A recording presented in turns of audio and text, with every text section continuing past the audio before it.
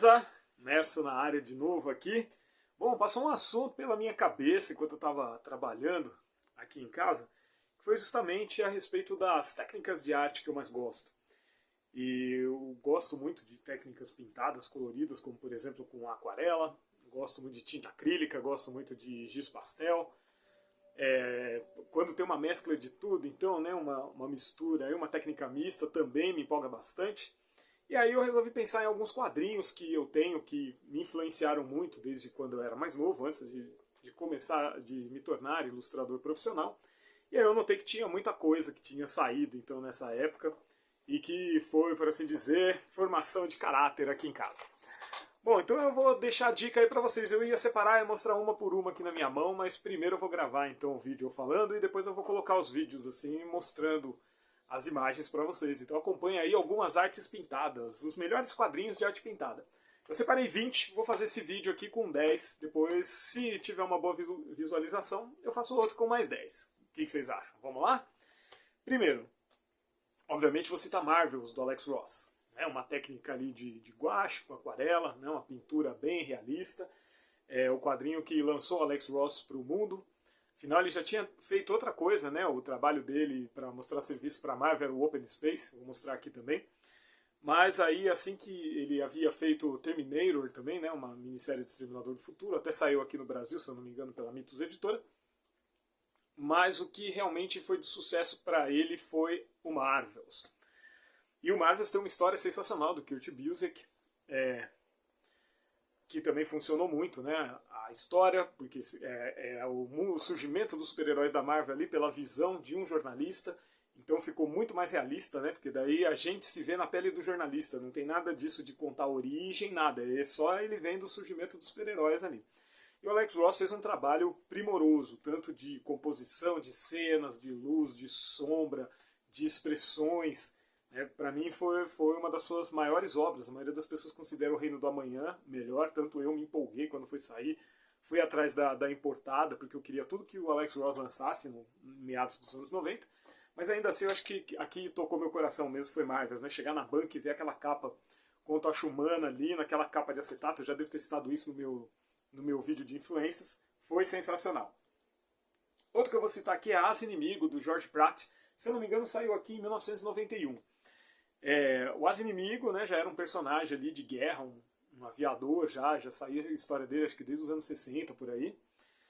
Se tornou um clássico, e o George Pratt, filho do grande Hugo Pratt, né, não devemos esquecer disso, resolveu fazer então ali um poema de guerra todo aquarelado, maravilhoso.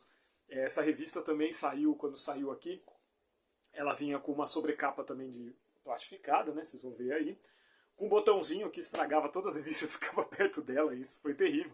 Mas veio com marcador de página, então também era um negócio que você via que não era um gibi para criancinha. É um negócio muito bem feito. Então também me impressionou muito, eu tinha uns 15 anos quando eu li, achei a história linda e a arte mais ainda. Bom, aí eu vou falar de outra que veio antes, até quando eu tinha uns 12 anos por aí, 12 para 13 anos, começou a sair aqui no Brasil, que é Electra Assassina, do Bill Sienkiewicz. Depois saiu o encadernado da Abril. Electra Assassina. Electra é a personagem recorrente ali nas histórias do Demolidor, o próprio Frank Miller criou, e ele escreveu essa minissérie também, já que a Marvel não queria que ele se desfizesse. Ele havia matado a Electra no quadrinho do Demolidor, né, pelas mãos do mercenário, mas a Marvel ficou com os direitos dela e ele nunca pôde matá-la de verdade, então tinha que sempre aparecer em algumas histórias. Ele ainda teve certo domínio para fazer essa história legal de espionagem da SHIELD e tudo com a Electra. Tem um tentáculo envolvido, tem o presidente dos Estados Unidos, um candidato à presidência dos Estados Unidos envolvido, mas a arte do Bill Sienkiewicz aqui brilha de uma forma impressionante. Tem técnica mista, tem aquarela, tem acrílica, tem giz, tem lápis de cor. É sensacional. Tem horas que é realista, tem horas que é expressionista, tem horas que é surrealista. Então, também, né, um moleque de 12 anos está acostumado com aquelas caixas de quadrinho todas sequenciadas, fica impressionado mesmo, não tem jeito. Bom, vamos lá, vou falar, deixa eu ver.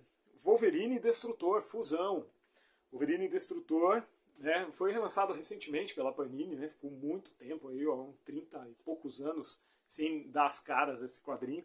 Mas ele saiu aqui a primeira vez em 4 edições, depois ele foi relançado em 1991, com 2 aquarelistas e 2 roteiristas. Né, os roteiristas foram o Walt Simonson e sua esposa, Louise Simonson, E a arte, então, foi o Kent Williams, que tem um traço mais sujão, fazendo a arte do Wolverine, e o John J. Mutt, que tem aquela aquarela mais suave, fazendo a arte do Destrutor. Imagina como deve ter sido difícil, mano. Quem que vai fazer cenário? Quem que vai fazer personagem coadjuvante? Os caras tinham que ficar pensando em tudo isso, né? Olha só, e conseguiram trabalhar juntos. E a história é bem legal, né? Também história de espionagem, tem a ver com o acidente de Chernobyl. Então, já que está de fácil acesso, já que foi relançado recentemente, corram atrás aí que vocês vão gostar. Já que eu estou falando de Kent Williams e John J. Muth, vamos citar mais uma de cada aqui. Blood, uma história de sangue, do Kent Williams, também foi relançado pelo Pipoca Nankin, saiu aqui pela Abril em 4 edições, depois em versão encadernada.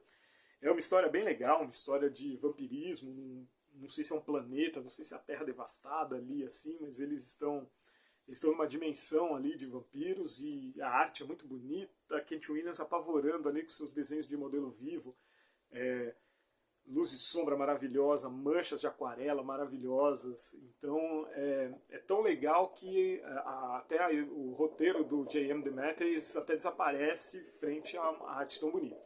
Eu gostei tanto que eu cheguei a ter 3 versões dela aqui, tanto a em 4 edições, quanto a encadernada e a versão do Pipoca Nankin. Agora eu tenho só 2, a encadernada da Abril, eu me desfiz porque na verdade era só um encalhe das anteriores ali. E do John J. Muth também a respeito de vampiros. Vou falar sobre Drácula ali, uma sinfonia de pesadelos ao luar. É uma adaptação de um trecho do livro do Drácula que ele fez. Na verdade não é uma história em quadrinhos, é um livro ilustrado, né? Ele tem os textos ali e o John J. Muth faz algumas aquarelas grandes ali para complementar o texto. Mas são aquarelas lindas, vocês vão ver aí na imagem. É um trabalho magnífico. O cara apavora muito também, me influenciou muito. Quando eu aprendi aquarela, eu desenhei várias páginas desse quadrinho, que eu fiquei impressionado. Vamos lá, deixa eu ver qual outro aqui. Vou pensar em umas coisas mais antigas. Storm do John Lawrence, né? Don Lawrence. Storm é uma história de uma galera da Holanda, chegou a sair aqui também pela Heavy Metal, saiu primeiro pela Abril. É do final dos anos 70, aqui só saiu no final dos anos 80. Bom, infelizmente não saiu tudo aqui. Agora parece que tem uma editora que está lançando pelo Catarse aí tudo que já saiu dele. Está fazendo tipo vários ônibus, né? Umas coisas assim. Então, se vocês encontrarem aí, vão atrás. É uma história de ficção científica bem legal. O Storm é um astronauta que ele, se eu não me engano, em 2005, depois vou olhar assim para garantir para vocês, em 2005 ele viaja para descobrir o que é aquela mancha vermelha de Júpiter, né? Todo mundo acredita que aquilo seja um redemoinho, um furacão, alguma coisa que está ali constante. E quando ele chega lá é realmente isso que acontece. A nave dele entra nesse redemoinho, nesse tufão, roda. Quando ele sai milhares, dezenas de milhares de anos no futuro, e a nave está programada para retornar à Terra. Acontece um lance meio Planeta dos Macacos, né? Quando ele chega na Terra não tem mais oceano, os oceanos secaram, existem hordas e hordas de extraterrestres aqui querendo dominar o lugar, e ele tenta sobreviver, né? Ele é aprisionado, mas ele tentando sobreviver. Aí ele encontra uma garota também humana, mais ou menos inteligente, que o ajuda, e aí essas histórias vão narrando suas aventuras aí, com muita ficção científica e tudo, é bem legal. Então, já que está saindo também por alguma editora no Catarse, eu vou deixar a dica aí para que vocês conheçam Storm. Então vamos lá, 7. O que mais que eu vou falar? Bom, vou falar de Batman e Juiz Dredd. Batman e Juiz Dredd do grande Simon Bisley, né? Alan Grant escrevendo, Simon Bisley pintando com aquele jeitão dele de tinta acrílica, pesadão, exagerado ao extremo, mas muito divertido. Então eu li esse quadrinho, acho que em 1992 que saiu aqui, e realmente impressionou, muito legal, divertidaço, as cores, os exageros, as composições de página. Quando eu leio muito Simon Bisley eu me canso um pouco, mas quando eu pego uma série dessa, assim, curtinha, eu acho que é de grande valia, assim, muito legal, muito divertido. Batman e Juiz Dredd pintado pelo Simon Bisley. Vamos ver o que mais que eu marquei aqui. Mais um que é história contada com ilustrações, que não chega a ser quadrinho, que é Aliens Tribes, do David Dorman. Tribes é uma história então do Alien que se passa ali, acho que um pouco depois de Aliens o Resgate. Nunca saiu no Brasil, infelizmente. Eu acho que deveriam sair uns ônibus com os quadrinhos do Aliens, que são melhores do que até alguns filmes da série. Esse daqui então tem uma história também dessas de hit and run, né, que eles têm, mas eles têm um equipamento desenvolvido mais legal, eles têm uns mariners ali que são mais experientes. É uma história interessante, onde tem também um cientista que vira casaca no final, tem todo aquele lance de plot twist. E a história foi escrita pelo Stephen Bissette, que é um dos desenhistas do Monstro do Pântano da fase áurea ali que o Alan Moore escrevia, né? Então esse Tribes ganhou vários prêmios, aí eu fui conhecer ele. Ele deve ter saído em 1993, eu fui ler ele lá para 1997, que eu ganhei de um grande amigo meu. Então deixo a dica aí também. Obviamente eu vou deixar o apanhado da revista Heavy Metal, né? A revista Heavy Metal começou na francesa Metal Hurlant, depois foi para os Estados Unidos, né, já com esse nome.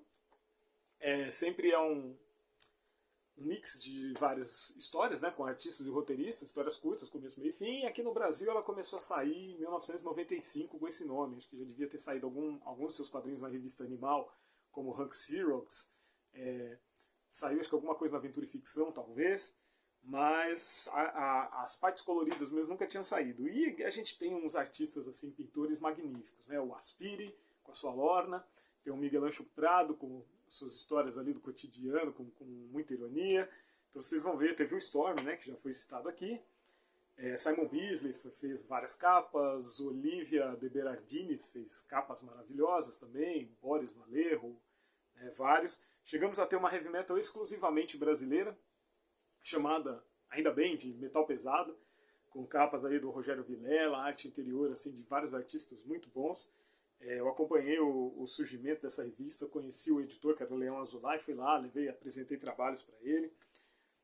Então vale a pena também procurar essas edições da Heavy Metal.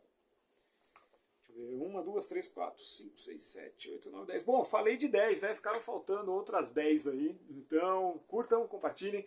Comentem aí se tem alguma que vocês também gostam, que indicam. Hoje em dia até sai bastante coisa nova. E eu gostaria até de citar algumas coisas novas, hein? Já vou dar um gostinho assim, ó. Beast of Burden, da Jill Thompson. Guardiões do Louvre, do Jiro Taniguchi. Redeemer, Electric Wolverine Redeemer, do Yoshitaka Amano. Caçadores de Sonhos, né, do Yoshitaka Amano, do História do Sandman. Então eu já estou citando só alguns aí que eu vou falar no próximo vídeo, beleza? Então aguardo o comentário de vocês, curtam, compartilhem e se inscrevam no canal, ok? Falou, gente!